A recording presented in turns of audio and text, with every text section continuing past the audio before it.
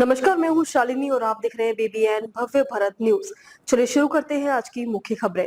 दिल्ली से पश्चिम एशिया की कई उड़ानें रद्द, चीन जाएंगे ईरानी विदेश मंत्री। पश्चिम एशिया में तनाव बढ़ता जा रहा है और अमेरिका ईरान के बीच सीज फायर कमजोर पड़ता दिख रहा है। हॉर्मुज में दोनों तरफ से फायरिंग की खबरों के बीच डोनाल्ड ट्रंप ने सीज फायर पर स्पष्ट जवाब नहीं दिया।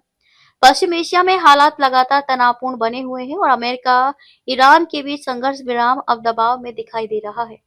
हॉर्मुज में दोनों पक्षों की ओर से फायरिंग की खबरें सामने आई हैं, जिसके बाद अमेरिकी राष्ट्रपति डोनाल्ड ट्रंप ने ये साफ नहीं किया कि सीज फायर अभी भी लागू है या नहीं। इस बीच संयुक्त अरब अमीरात ने दावा किया कि उसकी वायु रक्षा प्रणाली ने ईरान की ओर से दागे गए 19 मिसाइलों और ड्रोन को हवा में ही मार गिराया, जबकि फुजैरा क्षेत्र के एक तेल बंदरगाह पर ड्रोन हमले के बाद आग लगने की भी खबर है। ईरान ने इन हमलों पर अभी आधिकारिक प्रतिक्रिया नहीं दी है। न घटनाओं की कई देशों जैसे कतर, जॉर्डन, सऊदी अरब, कुवैत और यूरोपीय संघ ने निंदा की है। ट्रंप ने ईरान को कड़ी चेतावनी देते हुए कहा कि अगर अमेरिकी नौसेना के जहाजों को निशाना बनाया गया तो ईरान को पूरी तरह तबाह कर दिया जाएगा।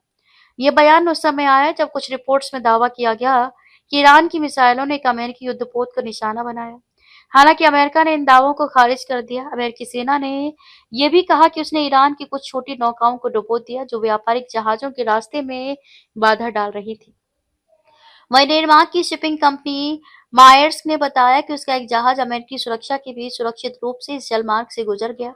अर्थव्यवस्था पर भी असर इस तनाव का असर वैश्विक अर्थव्यवस्था पर भी पड़ रहा है। तेल की कीमतों में बढ़ोतरी हुई है और शेयर बाजार में गिरावट देखी गई है। विशेषज्ञों का कहना है कि अगर ये जलमार्ग बंद रहा तो अमेरिका में पेट्रोल की कीमत $5 प्रति गैलन तक पहुंच सकती है। इसी बीच ईरान के विदेश मंत्री अब्बास अराक्ची ने कहा कि यह संकट सैन्य तरीके से हल नहीं हो सकता। उन्होंने बताया कि पाकिस्तान की मध्यस्थता में बातचीत आगे बढ़ रही है और सभी पक्षों को स्थिति को और बिगड़ने से बचाना चाहिए। उधर डोनाल्ड ट्रंप ने ईरान के साथ युद्ध को मिनी वॉर कहा है क्योंकि ईरान उनके सामने छोटा है। तो अभी तक के लिए इतना ही। मैं शालिनी आपसे विदा लेती हूँ। अगली खबर में फिर मुलाकात होगी एक और खास खबर के साथ। तब तक के लिए बने रहिए बीबीएन भव्य भारत न्यूज के साथ। नमस्कार।